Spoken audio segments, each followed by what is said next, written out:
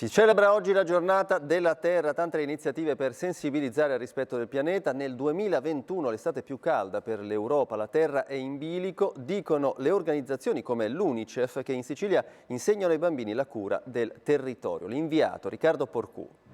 Oggi che giornata è? La giornata della Terra. La giornata della Terra. E la Terra ci chiede aiuto.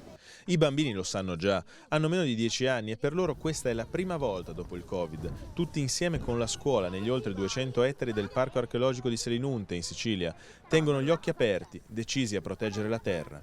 Scrivono e disegnano tutto e vedono la differenza tra un'area protetta e fuori. Proprio c'è gente che se ne frega delle azioni che fa, cioè proprio se ne frega della terra, ecco, perché noi viviamo in una sola parte e la dobbiamo tenere tutta pulita, tutta in ordine. Non buttare rifiuti per strada, non buttare borraccette. Io mi arrabbio e credo che non si fanno queste cose. Tutti ricordano piccoli episodi che per loro sono già grandi ferite. Mi è dispiaciuto molto vedere un sacchetto nel mare perché inquinare non è per niente una cosa buona per la terra, quindi l'ho buttato. Un progetto insieme ad UNICEF nella giornata della Terra per far nascere una consapevolezza e una sensibilità diversa. Non resteranno solo disegni, le richieste dei bambini verranno portate alle istituzioni, ai grandi. Dal territorio noi dobbiamo prendere degli esempi, quindi guardare a come percorsi come il Parco Archeologico di Selinunte, che è stato istituito come parco proprio per proteggerlo